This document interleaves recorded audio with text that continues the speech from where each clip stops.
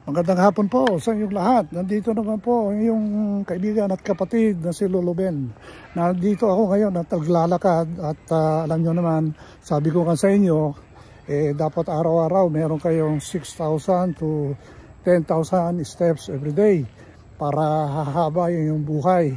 Kaya except pag umulan at saka pag may bagyo dito sa lugar ko, hindi ako nakakalakad. Pero I make sure na nag-exercise ako sa loob ng bahay dahil meron akong counting dumbbell, meron akong yoga mat para mag-stretching at saka meron akong roller. Ito yung roller, ini-slide mo lang para gaganda yung yung abs mo. So, yun lang po ang ginagawa ko pag may ulan. Pero pag walang ulan at may araw, naglalakad ako para masatisfy ko yung 10,000 steps or 6,000. Ngayon patapos na ako. Mga palagay ko 6,000 lang yung natapos ko. So ano ba ang kailangan mo para gamit para makagawa ka ng 6,000 or 10,000 steps per day? Madali lang yan. Ako nga naka denims. Pwede ka namang magpantalon ng mga light. Pero ang importante dyan, yung sapatos. Alam nyo, ang nire-recommend ko sa inyo na mura at very light at saka comfortable, yung brand na Skechers na rubber shoes. Very light yan. Meron mga model na wala ng sintas. I-slide mo na lang yung paa mo doon sa loob ng sapatos at pwede ka na maglakad. Ngayon, sa damit naman, bahala ka na kung anong gusto mo. Pero pag lumakad ka sa labas, dapat naman yung mga shorts, presentable naman ng kaunti. So, para malaman mo kung ilan yung number of steps mo, pwede mo namang gamitin yung cellphone mo kasi doon sa health apps ng cellphone, automatic po na binibilang yung steps mo doon.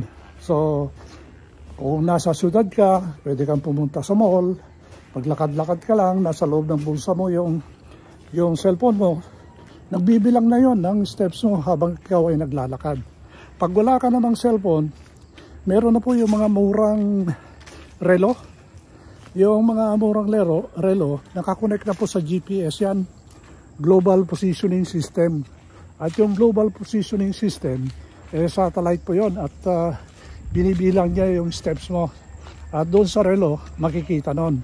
At kung mayroong apps yung relo, pwede mong i-connect doon sa cellphone mo at doon mo makikita yung number of steps na ginawa mo dahil lang sa relo. O kung hindi, meron naman tayong mga iPhone watch.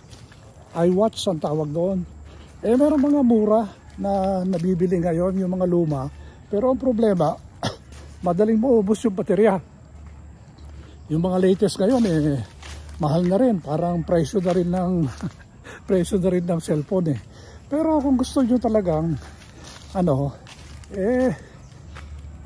what is money? Ano ang pera? Kung importante naman yung ma-extend mo yung buhay mo ng ilang taon at syempre ma-enjoy mo pa yung buhay. Wala pong comparison po yung pera pagdating sa isang malusog na katawan at saka masayang pag-iisip, di ba? So yun lang po ang kailangan ninyo para masimulan nyo or maganda yung accurate yung pagbibilang ng inyong steps. O kung hindi, pwede nyo naman gamitin yung kamay ninyo. O kung hindi, magdala ka ng yung maliliit na pebbles or bato at maghawak ka lang ng 10. Ngayon, bilangin mo lang yung steps mo. Magbibilang ka lang. Exercise mo pa rin sa utak mo yung pagbibilang. So hanggang 1 to 100 or 1 to 1,000. So pag 1 to 100 naman, gamitin mo yung daliri ng kamay mo para doon mo bilangin. Pag nakabilang ka ng 10 doon sa daliri mo, ibig sabihin na tigwa 100, ibig sabihin, nakalakad ka na ng 1,000 steps. So, ulit-ulitin mo yan hanggang abutin mo yung 6,000. So, yun ang mga practical na may isasuggest ko lang sa inyo para tuloy-tuloy lang po ang inyong 6,000 or 10,000 steps a day. So, yun lang po. At magandang hapon po sa inyong lahat. At patapos na rin ang aking paglalakad dito sa aking backyard. Bye-bye!